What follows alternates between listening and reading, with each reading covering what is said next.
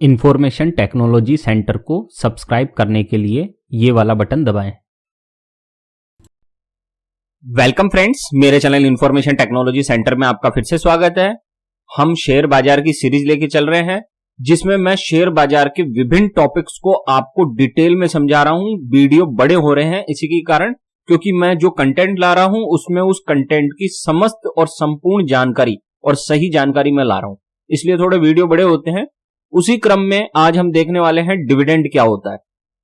इस टॉपिक में हम कंप्लीट डिविडेंड की बारे में सारी जानकारी लेंगे कि डिविडेंड क्या होता है, क्या डिविडेंड देना अनिवार्य है, क्या डिविडेंड केवल लाभ होने पर ही दिया जाता है, क्या डिविडेंड किस आधार पर दिया जाता है, और डिविडेंड की कैलकुलेशन क्या होती है। फिर इसमें हम डिविडेंड यील्ड क्या होता है और उससे क्या इंपैक्ट पड़ता है वो भी देखेंगे। डिविडेंड कितने प्रकार के होते हैं ये भी हम देखेंगे, और डिविडेंड डेट्स कौन कौन सी होती है, कैसे हमको शेयर्स बाय करने चाहिए ताकि हमको डिविडेंड मिल सके, तो वो भी मैं बताऊंगा। डिविडेंड डेट्स बहुत इंपॉर्टेंट टॉपिक है, आप एंड तक जरूर देखें। और डिविडेंड फुल एनालिसिस, मेरे वीडियो में आपको हर टॉपिक के बारे में फुल एनालिसिस देखने को मिलेगा। तो आइए बढ़ते हैं इस टॉपिक की तरफ। सबसे पहले डिविडेंड क्या होता है इसको देखते हैं और कंप्लीट टॉपिक को इसको समझेंगे हम। डिविडेंड, जिसे हिंदी में लाभांश कहते हैं, लाभ का अंश या लाभ का हिस्सा, उसे ही हम क्या कहते हैं, डिविडेंड कहते हैं। अब खास बात देखिए आप, खास बात यह है कि लाभ अलग चीज होती है, ध्यान रखना। किसी कंपनी की इनकम अलग चीज होती है और प्रॉफिट अलग चीज होती है, ये दोनों चीज अलग होती है। मान लीजिए कोई कंपनी कहे मेरी इनकम है 10 करोड़ रुपए, तो इसका मतलब ये नहीं है उसका प्रॉफिट भी 10 करोड़ रुपए होगा, ये गलत है, ठीक है। तो जो प्रॉफिट होगा हो सकता है उसको 1 करोड़ ही हो या हो सकता है 50 लाख ही हो। तो कैसे प्रॉफिट निकालते हैं, हम सभी जानते हैं। प्रॉफिट का जो फॉर्मूला होता है वो होता है TR माइनस TC, यानी कि जितनी कंपनी की रेवेन्यू है, मान लीजिए कंपनी को रेवेन्यू हुई 10 करोड़ की, और उसमें से उसकी जो टोटल कॉस्ट है, कितने में उसने सामान बनाया था, उसकी जो टोटल कॉस्ट थी, कुल लागत थी, उसको अगर घटा दे, मान लीजिए 8 करोड़ की थी, तो 2 करोड़ उसका प्रॉफिट आ जाएगा। जितनी कंपनी की इनकम है अगर उसमें से उसकी सारी कॉस्ट घटा दी जाए तो उसको प्रॉफिट कितने का हो रहा है, 2 करोड़ का। तो यहां लाभांश प्रॉफिट पर दिया जाता है, कभी भी टोटल रेवेन्यू पर लाभांश नहीं दिया जाता है, डिविडेंड नहीं दिया जाता है। तो देखिए, डिविडेंड किसी कंपनी के द्वारा उसके शेयर होल्डर्स को दिया जाने वाला कंपनी के नेट प्रॉफिट, ध्यान रखना, नेट प्रॉफिट शुद्ध लाभ का एक हिस्सा होता है। नेट प्रॉफिट में क्या आ जाता है कि जो प्रॉफिट हुआ है कंपनी को, उसमें से टैक्स भी डिडक्ट करना पड़ेगा और अन्य तरह की कोई एडजस्टमेंट है वो भी करने पड़ेंगे। उसके बाद प्रॉफिट में से जो नेट प्रॉफिट बचेगा उसमें से कंपनी क्या करती है, अपने शेयर होल्डर्स को शेयर्स के रेशो में कुछ % डिविडेंड बांट देती है, ठीक है। नेट प्रॉफिट, ध्यान रखना, प्रॉफिट अलग चीज है, नेट प्रॉफिट अलग चीज है। प्रॉफिट में से टैक्स और एडजस्टमेंट घटाने के बाद नेट प्रॉफिट आया है, और नेट प्रॉफिट में से ही डिविडेंड दिया जाता है शेयर होल्डर्स को। और किस रेशो में दिया जाता है, वो है कि आपके पास कितने शेयर्स है, उस हिसाब से आपको डिविडेंड मिलता है। आगे देखते हैं ये डिविडेंड क्या होता है, हमने देख लिया। अब डिविडेंड देने का फैसला कौन करता है, डिविडेंड देना है या नहीं, ये पूरी तरह कंपनी के बोर्ड ऑफ डायरेक्टर्स पर निर्भर करता है। डिविडेंड देने का फैसला कंपनी की एनुअल जनरल जो मीटिंग होती है, AGM, उसमें बोर्ड ऑफ डायरेक्टर्स द्वारा लिया जाता है। तो जब जब मीटिंग होगी कंपनी के बोर्ड ऑफ डायरेक्टर्स की, AGM मीटिंग, तो उसमें आप देख सकते हैं कि वो डिविडेंड देने वाली है या नहीं। जैसे मीटिंग होती है वो आपके पास न्यूज आ जाती है उसकी। तो ये जरूरी नहीं है कि डिविडेंड दिया जाए, ये फैसला किसके पास है, AGM या बोर्ड ऑफ डायरेक्टर्स के पास। अब है, हर साल डिविडेंड देना या देना कंपनी के लिए जरूरी है क्या। मान लीजिए कोई कंपनी ने 1 साल डिविडेंड दे दिया, तो क्या अगले साल भी देना जरूरी है उसके लिए। हर साल या प्रत्येक वर्ष डिविडेंड देना कंपनी के लिए जरूरी नहीं होता। अगर कंपनी को लगता है कि इस साल का मुनाफा या जो हमको प्रॉफिट हुआ है उसे डिविडेंड के रूप में बांटने की जगह उस पैसे का इस्तेमाल नए प्रोजेक्ट्स में करें और कंपनी की ग्रोथ के लिए करें, तो कंपनी ऐसा कर सकती है, उसको यह अधिकार है। जनरली छोटी कंपनियां इसी कारण डिविडेंड नहीं बांटती है। जो स्मॉल कैप कंपनीज होती हैं वो डिविडेंड बांटने से बचती हैं, क्योंकि वो स्मॉल कैप होती है, तो उनको लगता है कि हम डिविडेंड अपने कस्टमर्स को या शेयर होल्डर्स को देंगे, इससे बढ़िया है कि हम उस पैसे का यूज अपने नए प्रोजेक्ट्स में करें, कंपनी की ग्रोथ में करें। तो जैसे ही कंपनी की प्रोजेक्ट्स बड़े होंगे, कंपनी की ग्रोथ बढ़ेगी, स्मॉल कैप से मिड कैप या लार्ज कैप में आएगी कंपनियां, तो वैसे ही शेयर प्राइस बढ़ने से शेयर होल्डर्स को ऑटोमेटिकली फायदा हो जाएगा, वो ये सोचती है। तो इस कारण से छोटी कंपनियां डिविडेंड नहीं देती। लार्ज कैप कंपनियां ज्यादातर प्रॉफिट को शेयर करना पसंद करती हैं, डिविडेंड देना पसंद करती है। क्यों? क्योंकि उनकी नजर में ये हो चुका है कि हम पहले ही पीक पे पहुंच चुके हैं, इससे ज्यादा बस कंपनी का विस्तार नहीं करना है। अब कंपनी सही चल रही है, हमें इससे आगे नहीं जाना है। अब इसी कंपनी को या इसी बिजनेस को हमको यहां तक रखना है, और अब जो गेनिंग होगी, जो प्रॉफिट होगा, नए प्रोजेक्ट्स नहीं लेंगे, हम नए सेक्टर में नहीं जाएंगे बिजनेस के लिए। अब हम यहीं से लोगों को या अपने शेयर होल्डर्स को डिविडेंड देंगे। जैसे बैंकिंग सेक्टर्स है या कुछ है ऐसा जो बैंकिंग में ही काम करता है, तो इस तरह से वो नए प्रोजेक्ट्स या नई उसके लिए नहीं जाते, बल्कि वो डिविडेंड देना पसंद करते हैं। या फिर कुछ कंपनियां ऐसे भी होती हैं कि कुछ परसेंट डिविडेंड दे देती है और बाकी का हिस्सा वो अपने नए प्रोजेक्ट्स और ग्रोथ में रख लेती है। तो सारा काम डिविडेंड देना हर साल जरूरी नहीं है, ये कंपनी पर डिपेंड करता है कि वो कैसा सोचती है। आपने कई बड़ी कंपनियों के नाम सुने होंगे, वो डिविडेंड नहीं देती है, ठीक है ना। अब आगे देखते हैं इसको। क्या डिविडेंड केवल लाभ होने पर दिया जाता है? आपके मन में ये प्रश्न आया होगा इतनी देर से कि सर कह रहे हैं लाभ पर मिलता है डिविडेंड। तो देखिए, डिविडेंड हमेशा प्रॉफिट में से ही नहीं दिया जाता। कई बार कंपनी को प्रॉफिट नहीं होता बल्कि लॉस हो जाता है, लेकिन उसके पास काफी कैश रिजर्व पड़ा होता है। ऐसी स्थिति में कंपनी उस कैश रिजर्व में से भी डिविडेंड दे सकती है। मान लीजिए कोई कंपनी कंटिन्यूअसली प्रॉफिट में चल रही है, ठीक है, तो उसके पास कैश रिजर्व बहुत सारा हो गया इकट्ठा, ठीक। अब किसी वर्ष किसी कारण से मान लीजिए कि उस कंपनी को लॉस हुआ, जैसे मान लीजिए कोरोना काल अचानक से आया और कंपनी को उस वर्ष लॉस हो गया, लेकिन पहले तो कंपनी को प्रॉफिट हो रखा है ना, तो कंपनी क्या करेगी? लॉस होने के बावजूद उस कैश रिजर्व का यूज करके वो क्या बांटेगी? डिविडेंड, जो उसने अपनी कंटिन्यूटी बना रखी है कि हम हमेशा डिविडेंड देंगे। चलो इस बार कोई बात नहीं, कोरोना की वजह से लॉस हो गया, ठीक है, हम फिर भी डिविडेंड दे दें। तो ये जरूरी नहीं है कि डिविडेंड हमेशा प्रॉफिट से ही दिया जाए। कंपनी अपने कैश रिजर्व का यूज करके भी डिविडेंड शेयर कर सकती है शेयर होल्डर्स के साथ, ठीक। अब अगला देखते हैं, क्या डिविडेंड शेयर्स की करंट मार्केट प्राइस पर दिया जाता है? अक्सर आप लोग यही सोचते हैं कि जो करंट मार्केट प्राइस है उसके आधार पर मुझे डिविडेंड मिलेगा। ये भ्रम है एकदम, बिल्कुल भी ऐसा नहीं है। डिविडेंड कभी भी शेयर्स की करंट मार्केट प्राइस पर नहीं दिया जाता है। आज शेयर का क्या भाव चल रहा है, इससे कोई मतलब नहीं है डिविडेंड देने का। ध्यान रखना, आज क्या भाव चल रहा है इसका कोई प्रयोग नहीं होता है डिविडेंड देने में। ये क्लियर हो गया? अब देखते हैं, तो फिर डिविडेंड किस आधार पर दिया जाता है? अब ये बात आ गई कि मार्केट प्राइस के आधार पर नहीं दिया जा रहा, तो किसके आधार पर दिया जा रहा है? तो डिविडेंड हमेशा शेयर्स की फेस वैल्यू के एक निश्चित परसेंट के रूप में दिया जाता है। तो डिविडेंड किस आधार पर दिया जाता है? कंपनी के शेयर्स की जो फेस वैल्यू होती है पर शेयर, उसके एक निश्चित परसेंटेज के रूप में डिविडेंड दिया जाता है। सर फेस वैल्यू क्या होती है? फेस वैल्यू में मैंने पूरा एक कंप्लीट वीडियो बना रखा है, आप वो वीडियो जरूर देख लें। मेरी प्लेलिस्ट में शेयर मार्केट की प्लेलिस्ट है, उसमें जरूर देखें। मैं आपको छोटे से रूप में जरूर बता देता हूं कि शेयर्स की फेस वैल्यू क्या होती है। किसी शेयर की फेस वैल्यू वह प्राइमरी वैल्यू होती है जिस पर कंपनी शुरुआत में प्रोमोटर्स को शेयर्स इशू करती है, और इसका शेयर के बाजार भाव से कोई मतलब नहीं होता। कहने का मतलब, जब कंपनी ने लिस्टेड हुई थी शेयर मार्केट में और उसने जो प्रमोटर्स को शेयर्स जारी किए थे इनिशियल, जो उसकी रजिस्टर में होता है फेस वैल्यू, उसके आधार पर जब उसने प्रमोटर्स को जो शेयर जारी किए थे, उस प्राइमरी वैल्यू को ही फेस वैल्यू कहा गया है। मार्केट प्राइस क्या चल रही है शेयर की, इससे फेस वैल्यू पर कोई प्रभाव नहीं पड़ता है। फेस वैल्यू कंप्लीटली अलग चीज है, बाजार भाव अलग चीज है। जनरली फेस वैल्यू कंपनी के शेयर मार्केट में जो भाव चल रहा है, कंपनी का भाव जो चल रहा है, शेयर्स के जो भाव चल रहे हैं, उससे जनरली कम ही होती है हमेशा फेस वैल्यू। बहुत कम केस होते हैं जिसमें बराबर या ज्यादा हो, वरना हमेशा फेस वैल्यू शेयर के मार्केट भाव से कम होती है। तो ये फेस वैल्यू हो गई हमारी क्लियर। अब आगे देखते हैं, डिविडेंड का कैलकुलेशन कैसे होता है सर, कैसे पता करें? सपोज करंट शेयर प्राइस है 1000 रुपीज, फेस वैल्यू पर शेयर है only 10 rupees. And dividend percentage की घोषणा की है कि 50% कंपनी डिविडेंड देने वाली है आपको। ठीक है, कंपनी ने घोषणा की कि हम इस शेयर होल्डर को 50% डिविडेंड देंगे।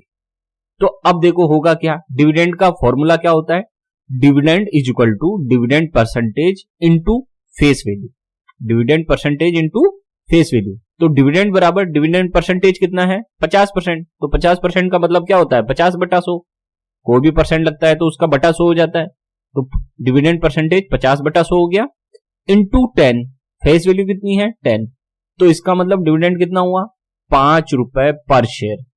तो कहने का मतलब इस केस में कितना, भले ही करंट शेयर प्राइस 1000 रुपए हो, लेकिन डिविडेंड मिल रहा है मात्र 5 रुपए पर शेयर के हिसाब से।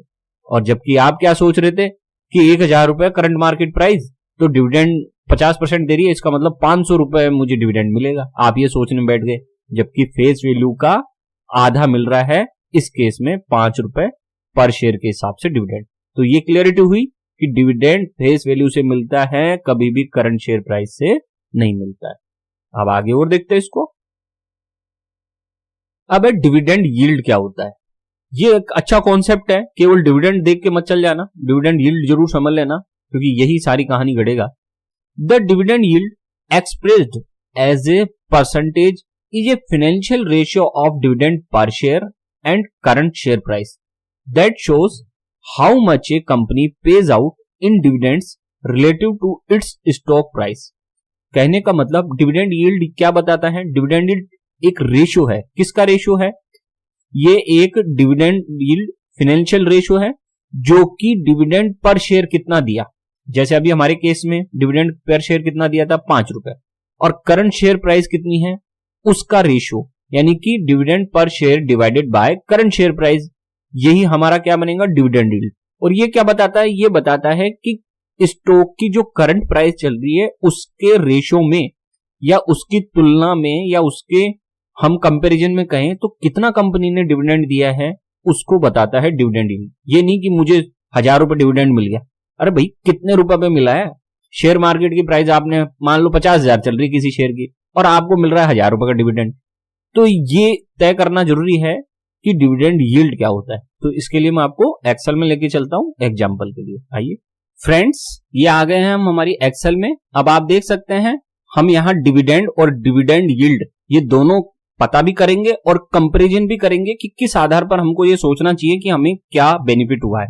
ऐसे नहीं कि कोई एब्सोल्यूट दे दिया अमाउंट और उससे हम लोग खुश हो गए कि हमको इतना प्रॉफिट मिला है। अभी मैं इसकी देखो कंपैरिजन करके बताने वाला हूं आपको। ये कंपनियां हैं, मान लीजिए ए बी सी 3 कंपनियां हैं और इन तीनों कंपनियों के मैंने कितने शेयर्स खरीद रखे हैं, मान लीजिए 100 शेयर्स खरीद रखे हैं तीनों ही कंपनियों के मैंने। ए कंपनी के शेयर्स की करंट शेयर प्राइस चल रही है 1000 रुपए मान लो, बी कंपनी के शेयर्स की करंट प्राइस चल रही है मान लो 500 रुपए और सी कंपनी के शेयर्स की करंट प्राइस चल रही है 100 रुपए। ये क्लियर हो गया, तीनों ही कंपनियों के शेयर्स की प्राइस मैंने बता दी। सबसे महंगा शेयर ए है और सबसे सस्ता शेयर 100 रुपए का है जो कि अभी सी कंपनी का है। फेस वैल्यू जो है पर शेयर, ए कंपनी की फेस वैल्यू है 100 रुपए, बी कंपनी के शेयर की फेस वैल्यू है 200 रुपए और सी कंपनी के शेयर की फेस वैल्यू है मान लो 100 रुपए।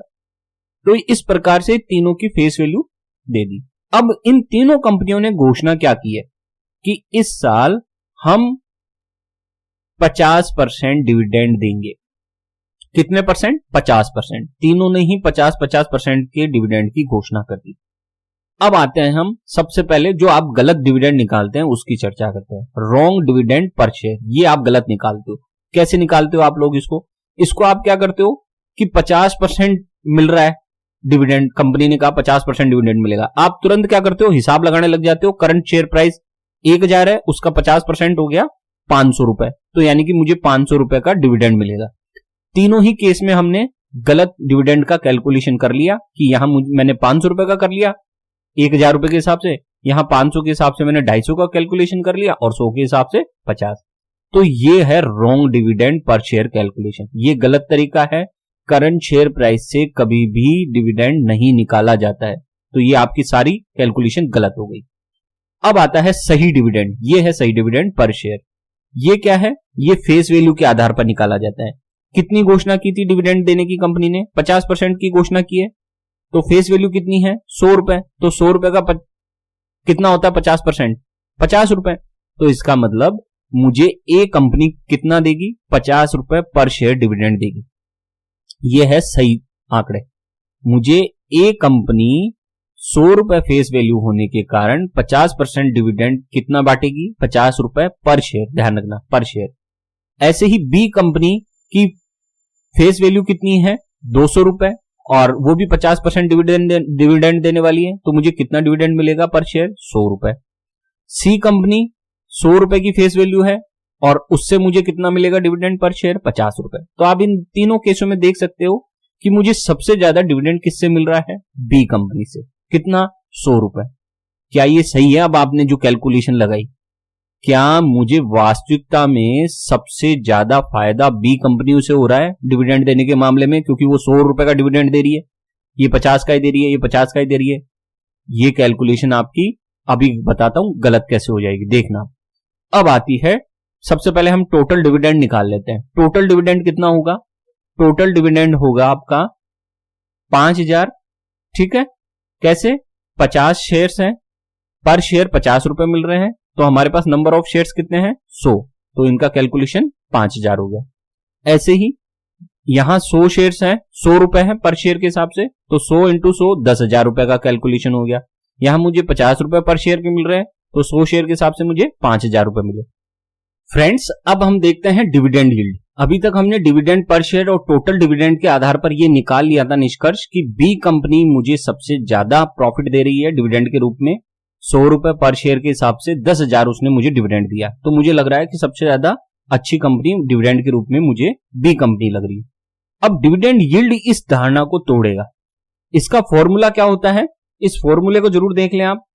फॉर्मूला है इसका dividend per share divided by current share price into 100। ध्यान देना, dividend per share divided by current share price into 100। तो इस तरीके से हम डिविडेंड यील्ड निकालते हैं।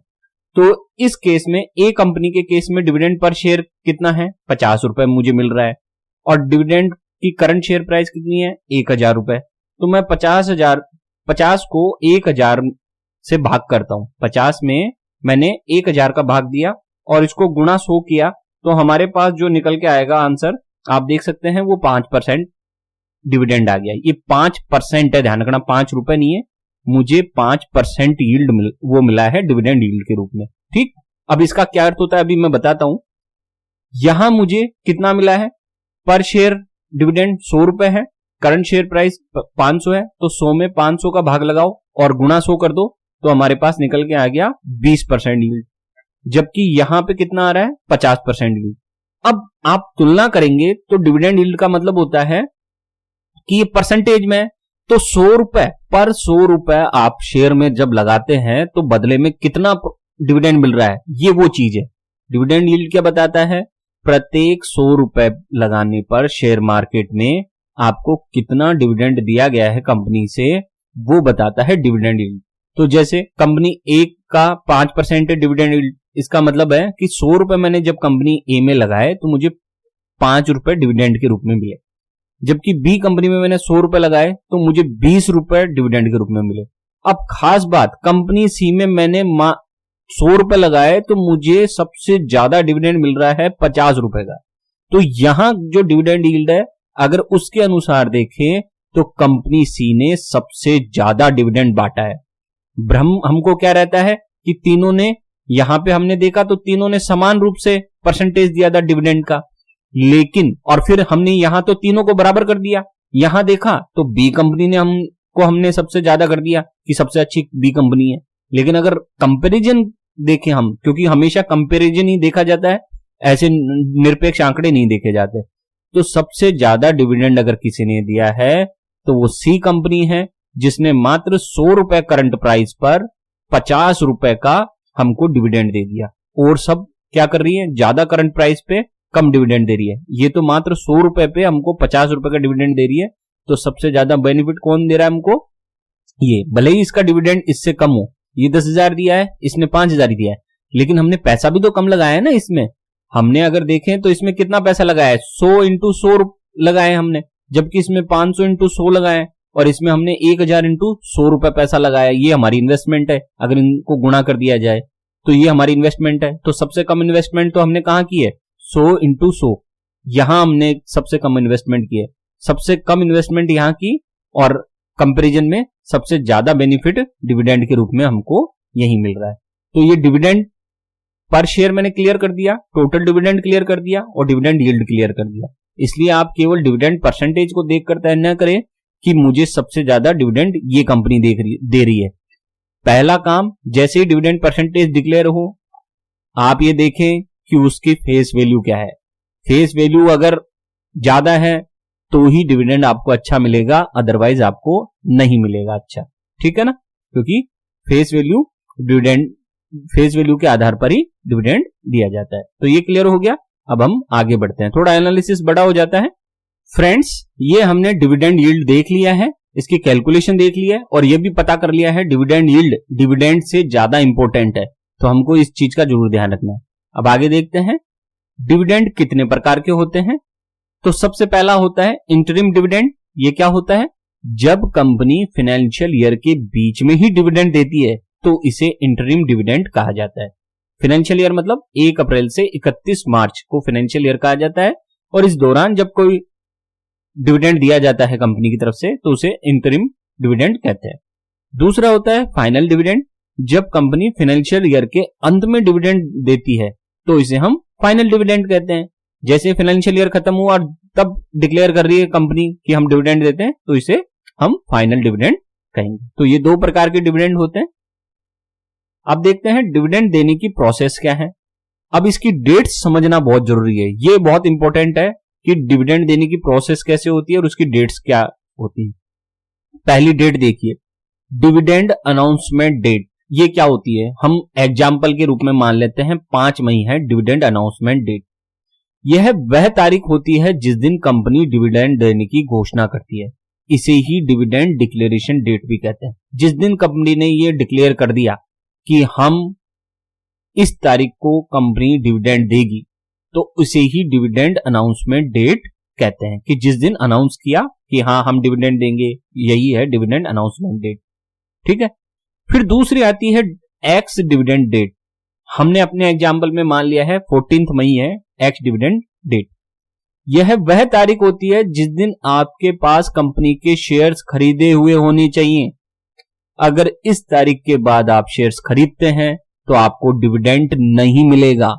Generally ex dividend date is 1 day before dividend record date. होता क्या है, एक्स डिविडेंड डेट के दिन अगर आपके पास कंपनी के शेयर्स नहीं है और इसके बाद आपने अगर कंपनी के शेयर्स खरीदे तो आपको डिविडेंड नहीं मिलेगा। ये क्लियर करना, अभी मैं एग्जांपल पर लेके चलूंगा। और जनरली क्या होता है, एक्स डिविडेंड डेट जो रिकॉर्ड डेट होती है डिविडेंड की उससे 1 दिन पहले की होती है। इसको मैं अभी दिखाता हूं आपको एग्जांपल से, थोड़ी देर रुकना। पॉइंट नंबर 3 देखते हैं, डिविडेंड रिकॉर्ड डेट क्या होती है। हम हमारे एग्जांपल में ले लेते हैं 15 मई डिविडेंड रिकॉर्ड डेट है। ये क्या होती है, ये वो तारीख होती है जिस दिन कंपनी अपने रिकॉर्ड चेक करती है और लिस्ट बनाती है कि किस किस को डिविडेंड दिया जाना है। ठीक है, तो यानी कि कंपनी 15 मई के दिन ये तय करेगी कि किस किस व्यक्ति को हम डिविडेंड देंगे। वो किस आधार पर चेक करेगी, अपने रिकॉर्ड को चेक करेगी। इस तारीख को जिस व्यक्ति के डीमैट अकाउंट में शेयर्स होंगे केवल वही डिविडेंड पाने के हकदार होंगे। इस तारीख के दिन आपके डीमैट अकाउंट में शेयर्स होने चाहिए। ठीक। Number 4, dividend pay out date क्या होती है। हम मान लेते हैं 18 तारीख है पे आउट डेट। यह वो तारीख होती है जिस दिन कंपनी आपके शेयर्स की संख्या के आधार पर डिविडेंड परसेंटेज के हिसाब से आपके डीमैट अकाउंट में डिविडेंड क्रेडिट कर देती है। ये तारीख हमने मान ली 18 मई को। कंपनी क्या करेगी कि जितना डिविडेंड परसेंटेज उसने घोषणा की थी उसके हिसाब से और आपके पास कितने शेयर्स हैं उसके हिसाब से आपके डीमैट अकाउंट में डिविडेंड दे देगी। आपके अकाउंट में, सॉरी डीमैट अकाउंट नहीं, आपके अकाउंट में वो डिविडेंड क्रेडिट कर देगी। ठीक है, अब आगे बढ़ते हैं।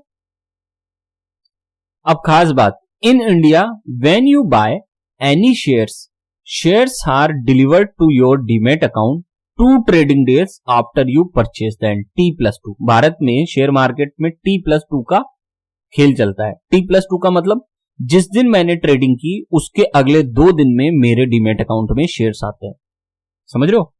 T+2 का मतलब क्या हुआ है? जिस दिन मैंने ट्रेडिंग की, मैंने आज खरीदा मान लीजिए शेयर किसी कंपनी का, तो वो आज मेरे अकाउंट में नहीं आएगा, आज मेरे डीमैट अकाउंट में नहीं आएगा, बल्कि वो अगले 2 दिन में मेरे डीमैट अकाउंट में आएगा। तो इसे कहते हैं T+2 साइकिल। तो आपको जो भी काम करना है 2 दिन पहले ही करना है। अब इसको एग्जाम्पल से देख लो, सारा का सारा एग्जाम्पल समझ में आ जाएगा आपको। सपोज एक्स डिविडेंड डेट 14 मई है और डिविडेंड रिकॉर्ड डेट 15 मई है। कि डिविडेंड रिकॉर्ड डेट क्या है? 15 मई की 15 तारीख को कंपनी अपने रिकॉर्ड को चेक करने वाली है और उसके आधार पर वो डिविडेंड घोषित करेगी। तो number A case, if you buy shares on 13 May, ध्यान रखना, if you buy shares on 13 May it will reflect in your account on 15 May and you will be eligible for dividend on those shares. आपने 13 तारीख को कोई shares खरीदे तो T+2 cycle के कारण आपको 15 तारीख को वो शेयर्स डीमैट अकाउंट में मिल जाएंगे और 15 तारीख की कंपनी की रिकॉर्ड डेट है। तो होगा क्या? तो आपको डिविडेंड मिल जाएगा, क्योंकि 13 तारीख को खरीदा था तो 15 तारीख को आपके जो डीमैट अकाउंट में है उसमें वो शेयर्स दिख रहे हैं, तो कंपनी उस शेयर्स को देखकर आपको डिविडेंड दे देगी। B, if you buy shares on 14th May it will reflect in your account on 16th May and since record date is 15th May so you will not be eligible for dividend. अगर आपने 14 मई को खरीदे shares, ध्यान रखना 14 मई को, तो आपके account में डीमैट अकाउंट में शेयर्स किस तारीख को आएंगे? 2 दिन बाद 16 मई को। अब कंपनी ने तो रिकॉर्ड डेट घोषित कर रखी थी 15 मई, तो वो तो निकल गई, तो इस कारण से आपको कोई डिविडेंड नहीं मिलेगा। फिर किसको मिलेगा सर वो डिविडेंड जो कंपनी ने घोषणा की थी? भैया 14 तारीख को जिसके अकाउंट में थे ना वो सॉरी 15 तारीख को जिसके अकाउंट में थे वो शेयर्स, उसको मिलेगा। तो भले ही आपको 14 तारीख को किसी सेलर ने शेयर्स बेच दिए हो, लेकिन वो 15 तारीख को फिर भी उसी के खाते में रहेंगे और उसी को डिविडेंड मिलेगा। यानी कि वो बेचकर भी डिविडेंड ले लेगा और आप खरीदने के बावजूद भी डिविडेंड नहीं ले पाएंगे। इसलिए ये जरूर ध्यान रखें कि डिविडेंड हमेशा रिकॉर्ड डेट से 2 दिन पहले खरीदना है आपको। ठीक है, रिकॉर्ड डेट से पहले ही 2 दिन पहले शेयर्स खरीदना है, तभी डिविडेंड आपको मिलेगा। ठीक, to get dividend on your shares you must buy shares. तो आपके पास 2 ऑप्शंस होते हैं। ए, एटलीस्ट 2 और more days before record date आपको खरीद लेना चाहिए। 2 दिन या 2 दिन से पहले आपको खरीद लेना चाहिए। कौन सी? रिकॉर्ड डेट से। यानी कि यहां 15 मई है तो आप 13 मई से पहले पहले खरीद लें आप। ठीक, at least 1 day of more day before ex dividend date, या एक्स डिविडेंड डे से 1 दिन पहले खरीद लें।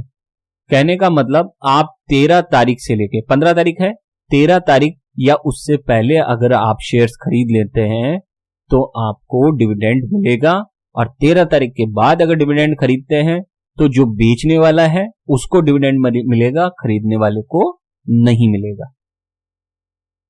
अब देखते हैं कौन कौन सी कंपनियां डिविडेंड देने वाली हैं।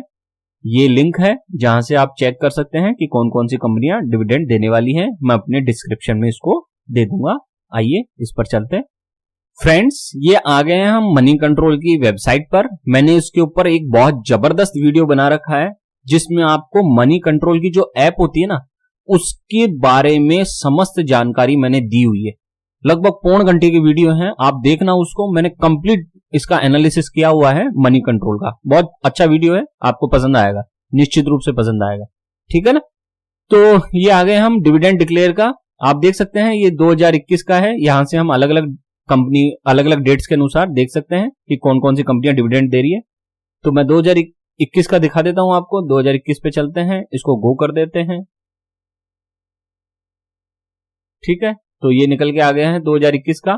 अब आप देख सकते हैं 2021 में ये डिविडेंड है, कौन से टाइप का है? Final dividend.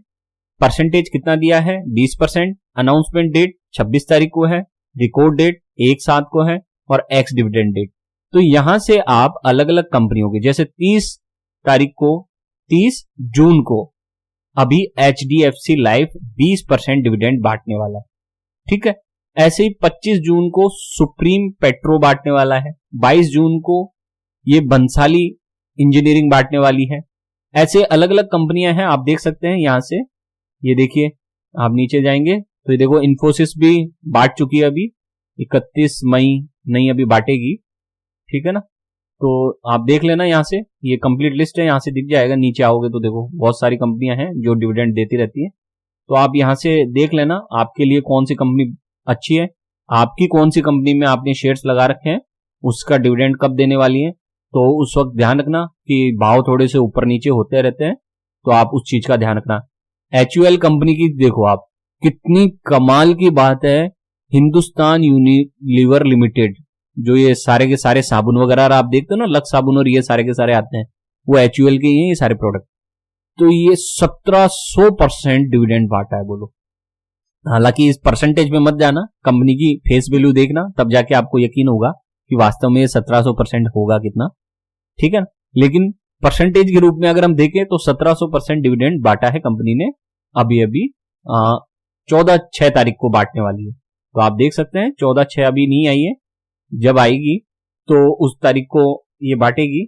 आज तो अभी 5 मई हुई है, तो अभी तो टाइम है 14/6 तक। आप देख सकते हैं इसने डिक्लेयर कर रखा है, अनाउंसमेंट डेट 19 अप्रैल को इसने घोषणा कर दी थी और 14 जून को ये बांटने वाली, ठीक है ना। तो आप देख लेना फेस वैल्यू कितनी है, उसके हिसाब से अगर खरीदना चाहो स्टॉक तो खरीद के रख लेना, फिर डिविडेंड मिल जाए तो उसके बाद वापस से बेच देना, ठीक है ना। तो ये देख लेना आप। उम्मीद है आपको मेरा एनालिसिस अच्छा लगा होगा। मैं कुछ अच्छी काम की चीजें लाने की कोशिश तो मैं पूरी कर रहा हूं कि मैं आपको शेयर मार्केट का संपूर्ण ज्ञान देने की कोशिश कर रहा हूं। उम्मीद है मैं आपकी उम्मीदों पर खरा उतर रहा हूं और आप मेरे चैनल को पसंद कर रहे हैं। मेरे चैनल पर आपको संपूर्ण शेयर बाजार और NPS नेशनल पेंशन स्कीम की 100% सही और संपूर्ण जानकारी मिलेगी। आप मेरे चैनल पर प्लेलिस्ट चेक करें, इंफॉर्मेशन टेक्नोलॉजी सेंटर चैनल को सब्सक्राइब कर लें और आज का पूरा वीडियो देखने के लिए आपका बहुत बहुत धन्यवाद।